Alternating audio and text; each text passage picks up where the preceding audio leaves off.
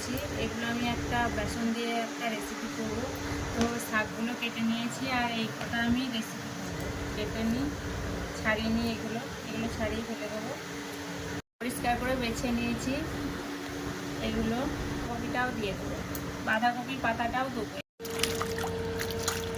জিরে আর শুকনো লঙ্কাটা ভেজে নেবো। কড়াইয়ের মধ্যে তেল দিয়ে দেবো, সর্ষের তেল, লবণ, হলুদ গুঁড়ো, লঙ্কার গুঁড়ো, চালের গুঁড়ো, বাড়িতে মশলা তৈরি করা একটু দিলাম, বেসন, লঙ্কা জিরেটা ডলে নেবো, আগে পেস্ট করে নেবো। এটা আমি তেলের মধ্যে ছেড়ে দেবো। বাঁধাকপিগুলো মাখিয়ে নেবো।